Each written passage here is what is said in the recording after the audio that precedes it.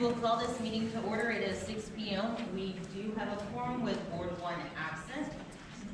Chris, could you lead us in the invocation of pledge, please?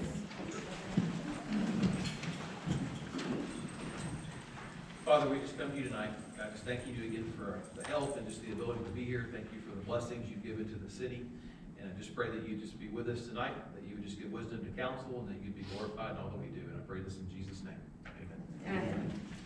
I pledge allegiance to the flag of the United States of America and to the republic for which it stands, one nation, under God, indivisible, with liberty and justice for all. Honor the Texas flag. I pledge allegiance to these Texas, one state, under God, one and indivisible.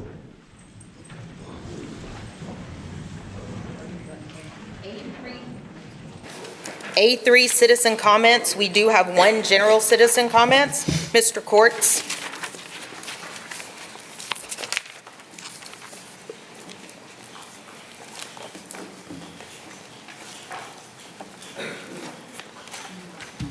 My name is Jeff Courts. I'm a detective with Vidor Police Department. I live in Texas. Council, Mayor, thank you for allowing me to speak. On behalf of the officers of the Vidor Police Department and our Vidor Police Association, we are proud to endorse Rodney Johnson for Chief of Police. Rodney is not only a seasoned law enforcement leader, he is a father of 4 and a committed Vidor resident who has called this community home for 13 years. His wife also serves the city of Vidor, and together they have built their family and their future right here alongside the people he protects. Rodney has come up through the ranks, earning the respect of his peers through hard work, integrity, and a genuine commitment to both the department and to the community. He understands every level of this profession because he has lived it. In emergency situations, Rodney's leadership truly stands out. He communicates clearly, gets accurate information out quickly, and coordinates seamlessly with city staff and partnered agencies. His steady approach helps keep everyone informed and focused, ensuring the community and the department stay prepared and supported during critical incidents. Rodney has consistently demonstrated strong administrative leadership through his oversight of the department's budget, scheduling, and training coordination.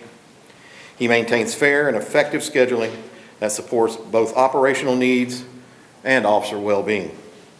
Additionally, Rodney coordinates training to keep the officers prepared, informed, and up to date on best practices. Additionally, Rodney coordinates, I didn't jump ahead. He recently played a key role in making difficult decisions that were needed to protect and improve the city and our department, particularly amid recent budget challenges. His ability to balance these responsibilities shows his commitment to both the department's success and the community he serves. Beyond his professional service, Rodney invests in this community in several other ways. He coaches and umpires teams here in our town, assists the school district anytime there is a need, and shows up for local families outside of the badge, proving that public service is not just his career, it is who he is. He brings a strong record of accountability, professionalism, and true community-oriented policing. Rodney has shown throughout his career that trust is earned through leadership, communication, and connection. He is, above all, genuine and authentic. For these reasons, the Vidor Police Department and the Vidor Police Association believes Rodney Johnson is the right choice to lead our department and our city forward as Chief of Police. Thank you. Thank you. Thank you. B, council consent agenda. Approval of accounts paid, approval of minutes. Now we're going to pass on the minutes, approval of accounts paid motion. Have a motion by Councilmember Second. Barker, second by Councilmember McGowan. All in favor? Any opposed? Motion carries 5-0. Council regular agenda. We are going to go to C-14.Executive Sessions. A, pursuant to Texas Government Code Section 551.074, personnel matters to deliberate the appointment and employment of the Chief of Police. B, pursuant to Texas Government Code Section 551.071, consultation with attorney regarding pending or contemplated litigation, a settlement offer, or a matter on which the duty of the attorney to governmental body under the Texas Disciplinary Rules of Professional Conduct of the State Bar of Texas clearly conflicts with Chapter 551 of the Texas Government Code. We will close the regular session at 6:05 and convene into executive session.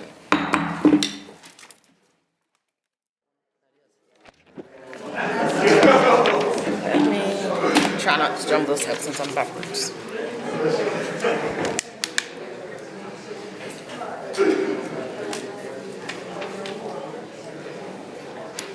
Everybody? Okay. We will reconvene the regular session at 6:41. I'll do C-16 first. Discussion of possible action related to or arising out of Texas Materials proposed crack repairs on Orange Street Road Improvement Projects, GLO CDBG-BR Orange Street Road Improvement Project, GLO contract number 24067-044E232. There is no action.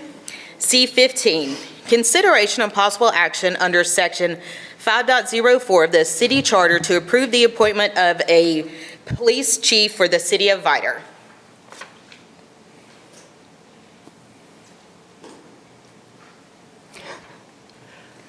Mayor, council, I would like to take this opportunity to have you appoint interim chief Rodney Johnson as our next Vidor police chief. He has done a good job over the last 6 months of leading the department through some pretty intense situations and major issues. He's done a good job. He's got the qualifications, the leadership, and the ability to keep the department moving in a forward position that I think is good for the city. I make a motion to appoint Rodney Johnson as Chief of Police. I have a motion by Councilmember McGowan, second by Councilmember Barker. All in favor? Aye. Aye as well. Any opposed? Motion carries 5-0 plus 1. Rodney Johnson, welcome as our new official police chief.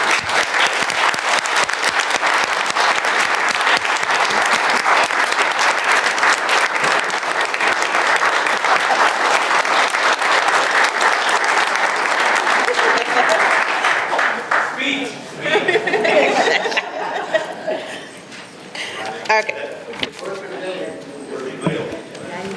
Man of little words. Okay. C1, discussion and possible action to approve a resolution authorizing the chief of police to enter into a multiple use agreement with the Texas Department of Transportation, allowing the installation and operation of automated license plate recognition cameras in the Texas Department of Transportation's right-of-way and providing for an effective date. I do have citizen comments on this agenda item. Mr. Webb? No, I said, I'm not speaking. Okay. Ms. Webb? My name is Kailen Webb. I reside at Vidor, Texas 77662.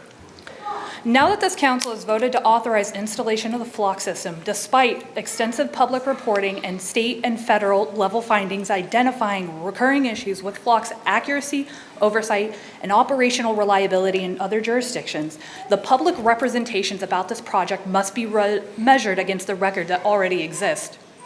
At this point, the issue is not whether the project moves forward, but is whether the explanations given to the public have been accurate, complete, and internally consistent.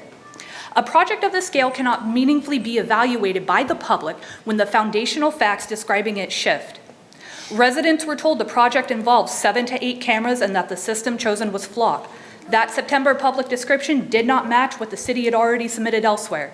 The city's May application listed 9 units. The July presentation to the MVCPA described 9 units. The August amendment retained those 9 but added additional equipment. When the city tells its residents one scope after representing a larger project in official submission months earlier, the resulting record cannot be reconciled on its face. The stated purpose of the program has also been inconsistent. In the July presentation to the MVCPA, the city cited catalytic converter theft as a justification for the system, while simultaneously presenting data showing that no such incidents had been minimal or non-existent. 2 incidents in 2024 and none in the current year to date. That data raises a basic threshold concern. The city lacks the level of catalytic converter crime that SB 224 funds were designed to address. A rationale cannot be advanced as a substantial concern while the city's own data characterizes it as a marginal or absent problem. When the justification shifts in that way, it's a strong indication that the narrative, not the underlying facts, is driving the explanation. Community education has followed the same trajectory. The city has not provided any dates, details, or commitments, and no outreach has occurred.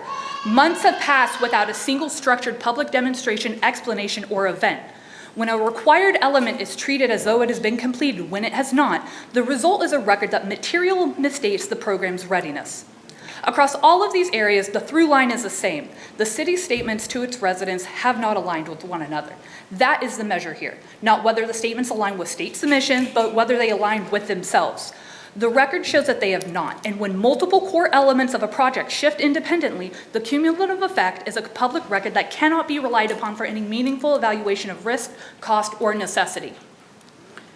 This is especially important now as Q1 reporting to the Motor Vehicle Crime Prevention Authority is due at the end of December, and the city will be required to provide a clear, consistent, and accurate account of the project's scope, purpose, expenditures, and outreach, or lack thereof.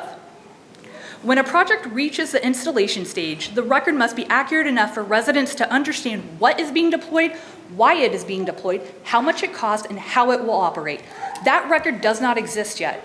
Not because the public has not asked for it, but because the city has chosen not to provide it. The corrective steps are clear, and each must occur before the system is activated.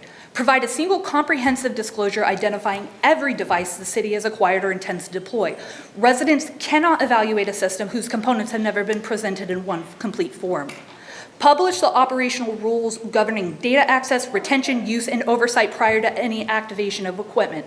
These rules must exist before the system goes live, not after questions arise. Conduct a formal, dedicated public education session that fully explains the system's operations, limitations, safeguards, and costs. Outreach cannot remain hypothetical when implementation is imminent. Until these steps are taken, the city remains in the position of having made public statements that do not reconcile with one another on material matters of scope, purpose, funding, and implementation. The public should not have to reconstruct the truth from partial disclosures. That responsibility for clarity rests with the city. Moving forward without correcting these inconsistencies does not strengthen this project. It only Your 4 entrenches- minutes is up, Ms. Webb. Thank you. Ms. Nutt?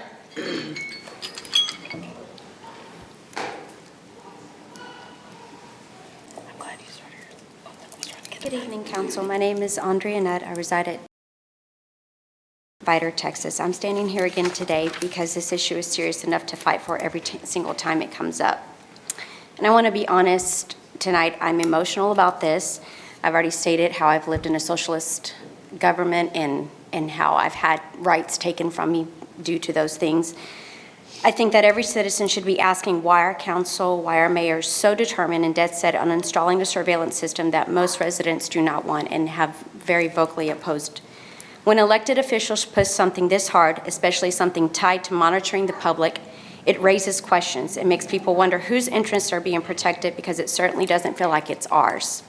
This is not something the community was asking for or begging for. This feels like something that is being done to us and not for us. Anytime the government pushes surveillance while ignoring citizens' concerns, the people have every right to ask why, what's the rush on this, who benefits from this, and why aren't we being told all of the things we've asked for? These questions are fair, they are reasonable, and any government that resists them is a government that needs more accountability, not more cameras and not more surveillance. We are told these cameras solve crime, and yes, sometimes they help law enforcement. But convenience cannot be allowed to outweigh freedom. Once we normalize tracking everyone's license plates at all times, without suspicion or warrant, we set a precedent that government surveillance is acceptable simply because it just might be useful. And once you open that door, as I've stated before, it's very difficult to close. Rights once surrendered are almost impossible to reclaim. And I'm asking this council to do what good leaders must do. Consider not just what is easy today, but what is wise in the long term. Consider how this aligns or fails to align with the constitutional principles this nation was built on. Consider the trust between people and the government and how quickly that trust dissolves when citizens feel watched and surveilled. We all want safer communities, every one of us, but safety achieved through surveillance is not safety, it's control. And the moment we say yes to tracking our own residents, we set a tone for this city that does not reflect our values, our freedoms, or responsibilities as Americans. Tonight, I'm simply asking you to pause. I'm asking you to stop and think, to recognize the weight of what you are about to do. This is not a small decision. It's not just another vote. This is a choice that will affect the privacy and the liberty of every man, woman, and child in our community. Our freedoms deserve that level of caution and respect from each and every one of you. Our children deserve leaders who defend those freedoms, not technology that slowly chips away at them. Thank you. Thank you. Thank you. Mr. David Nutt?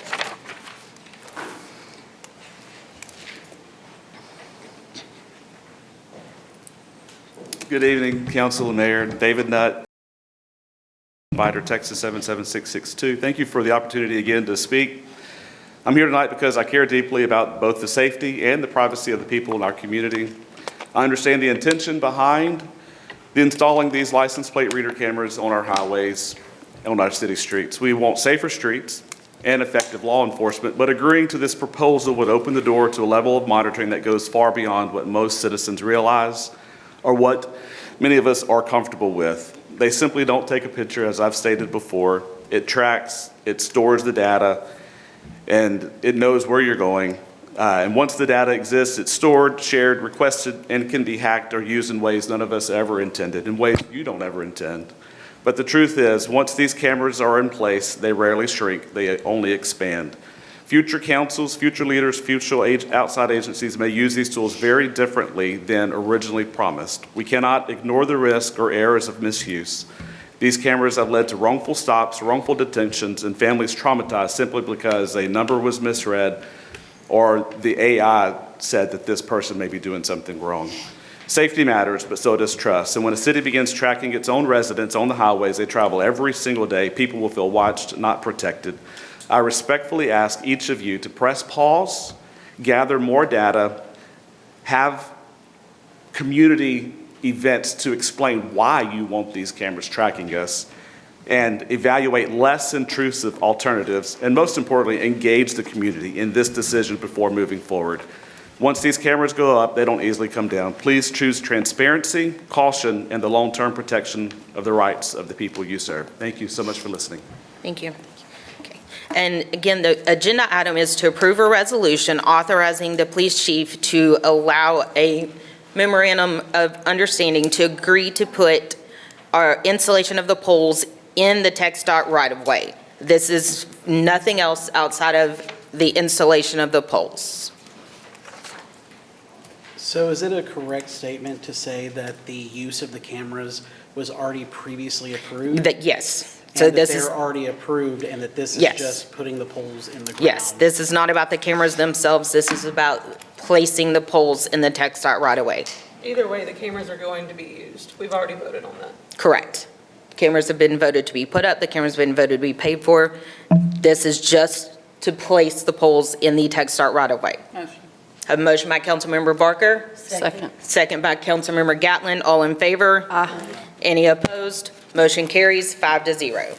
C2, consideration of possible action to approve cancellation of the regularly scheduled council meeting on December 25th, 2025 due to Christmas holiday. Motion. Have a motion by Councilmember Barker, second by Councilmember McGowan. All in favor? Aye. Any opposed? Motion carries 5-0. C-3.Public Hearing to show just cause why the buildings, dwellings, or structures located at 375 West Tram Street, Vidor, Texas, should not be demolished or repaired in accordance with ordinances of the City of Vidor, Texas. We will close the regular meeting at 6:55, open the public hearing at 6:55. Rick? I can't.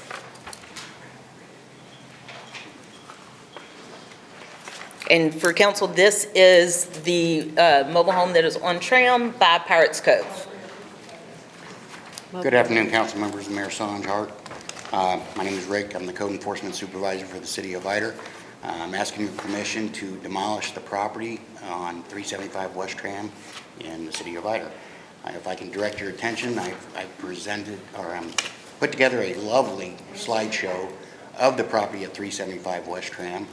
And I'm not going to go over each slide to save time, but in these slides you're going to see a severely dilapidated building that has decayed walls, molded walls, open ceilings. What you're not going to see, that I have pictures of if you want to see it, but I'm not going to show it to the public, is feces in multiple rooms with hypodermic needles. Oh, no. So this is a drug haven for vagrants. Needles. This is a drug haven for vagrants. It's unlawful occupancy. It's urban blight for our community, and it brings down property values. And I do want to tell y'all the best part real quick before Rick gets into the specs. This is actually a property that David Brewer will demo for free as long as we provide the dumpsters. So we will not pay for the demolition of this property. this is a win-win situation for the city. Let's do it. So, Chris? Yes, just a few questions. So, Rick, did you or your office have y'all inspected this property? yes, sir, on numerous occasions I inspected the property. I even also met with members of the community that neighbor that property. Okay. What was the first inspection? First inspection, to my knowledge, was in April of 2024 by the previous code enforcement administration. Okay. And then when did you last inspect it? My last inspection, I believe, was December 8th or 9th last month. Before this was noticed for public, when was the inspection? I'm sorry, sir? When was the inspection before this notice for public? I believe that was October 29th, is when I sent notice to the appropriate owners. And so who did you determine the owners? I found that there were two owners, one for the property itself, which was Evergreen LLC, and the owner of the trailer itself is a Michael Guidry. Okay. And were there any lien holders, to your knowledge? I believe Mr. Manchek from Evergreen LLC is a leader. Did you provide notice to each one of these people?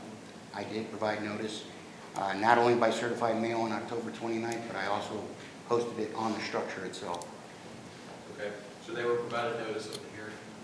Yes, sir. Okay.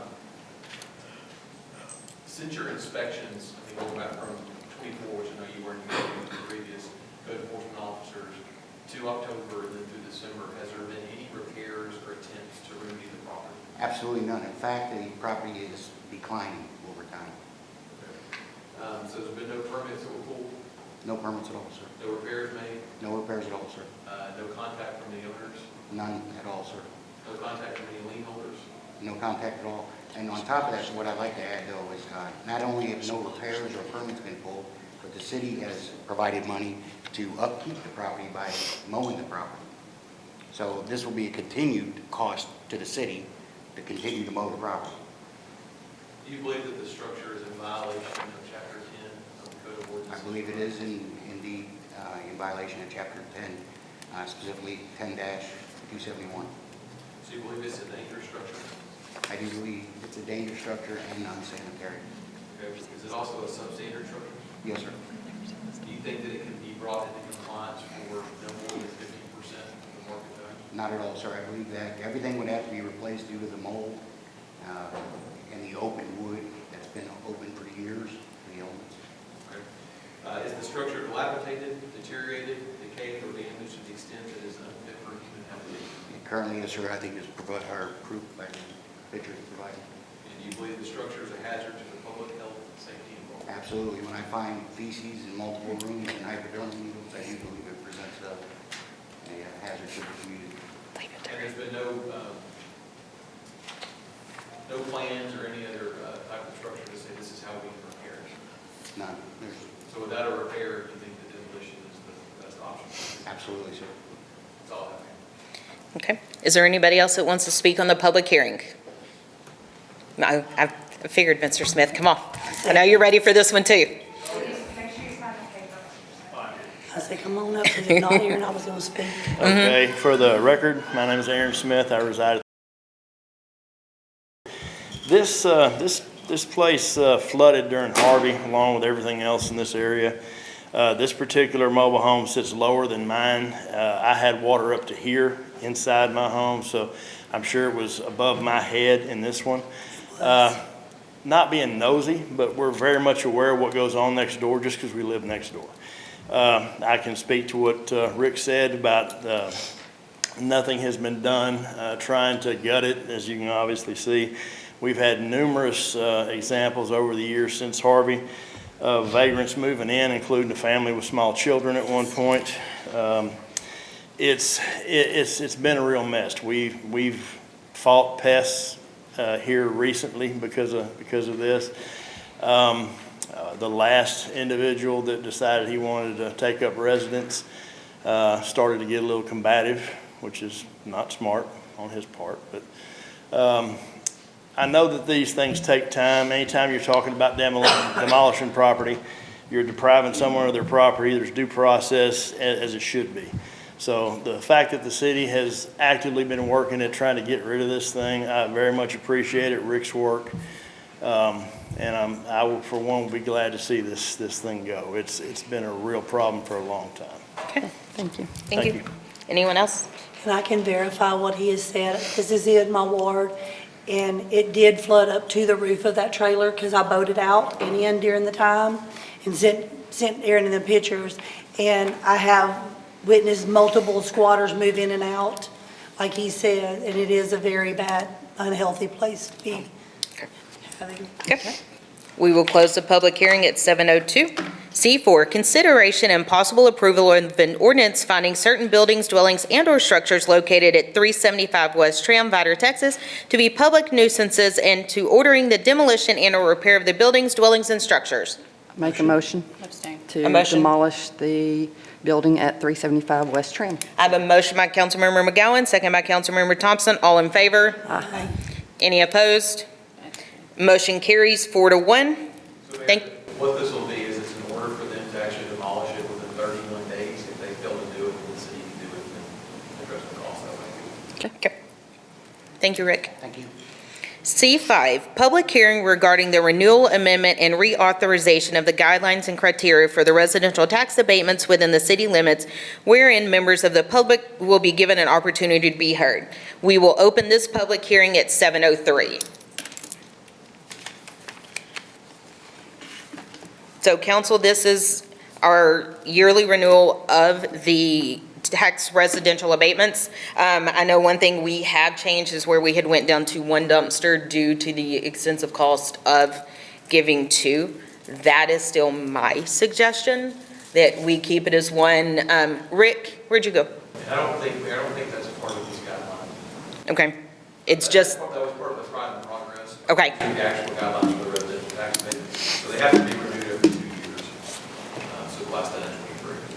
And then the reinvestment zones are good for 5 years. So it's all done 2 years ago. So they're good for another 3. so this is gonna be the percentage of okay, so the Qualified and what percentage you get.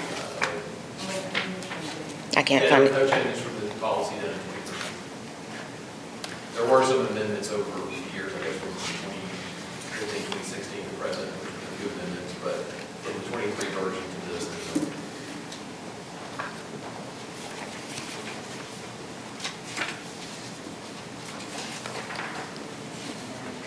So what are the guidelines? So it's new structure or extending the footprint at the $15,000 or more for the abatement, and then it's the 100%, the sliding scale on the 7-year. So the 100% for the construction for the 2 years, and then the back sliding scale. So just those basic criteria on that.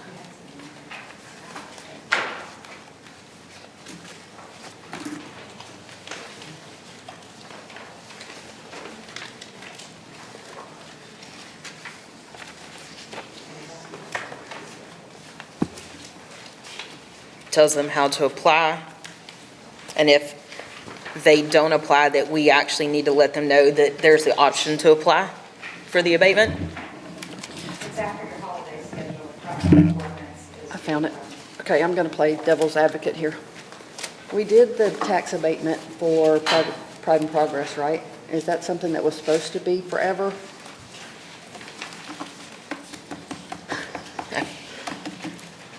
If it works. So this is just, this is just the application process and how they qualify to keep it. We've approved the zones, we've approved the guidelines, To answer your question, Councilman Wright, there was no limit when it was done. It was passed in, I think, the end of 2015, and it was just set up, and it's been renewed and continued, but it never had a termination date. I guess where I'm coming from is our budget was really tight this year. Yeah. So with a tight budget like that, we're still tax abating and giving people the permission to not pay taxes. So Can we I did do afford the that numbers. as a And in- city? Yes, ma'am. In 3 years, we have only missed out on $462,312.16 over a 3-year span. So based on our tax revenue, that's about between 4.5 and 7%. So it's not putting a big damper on what we're missing out on taxes for this. But the program is working. When we start seeing the money, it's adding a little bit every year, but we're not really missing out on a large sum of money by giving the abatements. Okay. Fair enough. That's good information. Thank you, Povels. My suggestion is we keep it, we renew it again, and just kind of see how we do in the future on that and get an update. I make a motion to do that. Have a motion by Councilmember McGowan to renew it as is. Oh, yes. Anybody else want to speak on the public hearing? We will close the public hearing at 7:07. C6, discussion of possible action to approve a resolution approving the renewal and reauthorization of the guidelines and criteria for the residential tax abatements within the city limits. I make a motion to. Have a motion by Councilmember McGowan, renewing as is, as second by Councilmember Thompson. All in favor? Any opposed? Motion carries 4-1. C7, discussion and possible action to approve a resolution adopting the 2026 holiday schedule.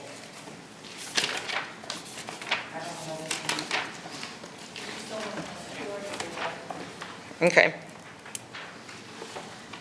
So you said we already did that? Yeah, well, you did that on 2. I don't know why it's on your twice tonight. No. This is the holidays for next year. Do you not want these holidays? Yes, ma'am. Oh, you do want them? I mean, okay. I make a motion to approve the holidays. I have a motion by Councilmember McGowan, second by Councilmember Barker. All in favor? Any opposed? Motion carries 5-0. C8, consideration of possible action on acceptance and approval of the 2025 current tax roll as submitted by Octavia Guzman, tax assessor collector. That's kind of weird saying that. Mayor, council, this is just the formal document stating that the tax assessor's office has looked at Mr. Overton's numbers. They do agree with the numbers. The total taxable value is $3,735,232.74. They swear this roll is accurate, and all you need to do today is accept it so the mayor can sign off. Chris, I have to read this, don't I? I, Octavia Guzman, tax assessor collector of Orange County, Texas, do solemnly swear that the tax roll from which this information is derived contains a correct and complete list of all real and personal properties subject to taxation, and that said property has been assessed for taxes for the year 2025 at its true and full market value, or if it has no market value, then its real value, as said list and values were certified and submitted to me by Scott Overton, Chief Appraiser of the Orange County Appraisal District, at $3,735,232.74 on October 31st, 2025.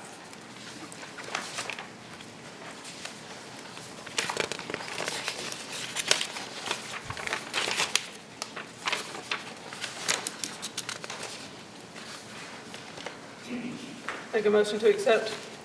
I have a motion by Councilmember Bort. Second. A second by Councilmember Gowan. All in favor? Any opposed? Motion carries 5-0. C9, consideration and possible approval of the certification of the 2025 delinquent tax roll for the City of Vidor as certified and submitted by Octavia Guzman, tax assessor collector. Mayor, council, this is the same as the last one. This is just telling us our delinquent taxes, which is a little bit more than Mr. Overton had originally given us. $915,262.17 is the official roll that needs to be accepted here today. I gotta read it first. I, Octavia Guzman, tax assessor collector for the City of Vidor, Orange County, Texas, do solemnly swear that I have made or caused to be made a delinquent inquiry to ascertain that all delinquent taxes due to the City of Vidor on October 13th, 2025, in the amount of $915,262.17 are hereby certified. The tax records are incorporated herein by reference, the same as if the full copies and set forth at length, sworn and subscribed on October 31st, 2025. Have a motion by Councilmember Barker, second by Councilmember Thompson. All in favor? Any opposed? Motion carries 5-0. C-10, consideration of possible action to approve a resolution awarding a contract for pre-award and post-award engineering services for the transportation barn generator if awarded of the city's 2024 Hazard MIT Grant Program grants under DR-4781, April 2024 severe storms, and DR-4798, Hurricane Beryl from the Texas Division of Emergency Management, and authorizing the execution of a contract. Mayor, council, we had a committee, myself, the city secretary, and the interim chief went over all the engineering contracts that came in, and we did our grading, and the highest score was to lead engineering with a score of 286. We've had good things with lead. We advise that we go ahead and use lead for this service. Make a motion. I have a motion on Councilmember Bork, second by Councilmember Barker. All in favor? Any opposed? Motion carries 5-0. C-11, consideration and possible action to approve a resolution authorizing the execution of depository services contract extension letter with First Financial Bank LLC, extending the depository services contract until May 31st, 2027. Mayor, council, this is just a depository agreement, giving me permission to sign for that. It just means that we pledged more than what was required, and we're releasing some of those funds. All of our pledges will still be secured for more than we currently need. We just need to release the overages at the times to free up the pledging for other customers. I make a motion. I have a motion by Councilmember Bork, second by Councilmember McGowan. All in favor?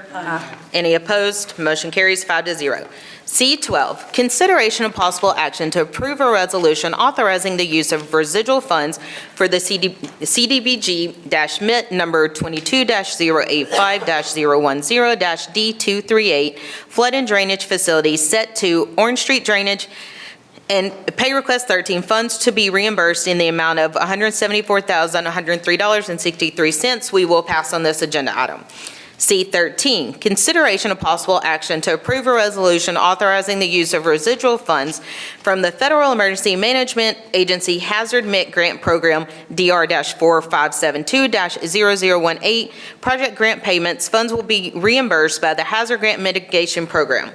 Mayor, council, this is a reimbursable grant, so as the bills come in, we pay it out of the residual funds. We will send the cleared check over to our administrator. They'll send it to GLOW, and then GLOW will eventually send us the money back within 30 days. Motion. Have a motion by Councilmember Barker, second by Councilmember McGowan. All in favor? Any opposed? Motion carries 5-0. C-17, consideration of adjournment. Have a motion by Councilmember Barker, second by Councilmember Thompson. All in favor? Any opposed? Motion carries 5-0. Meeting is adjourned at 7:14.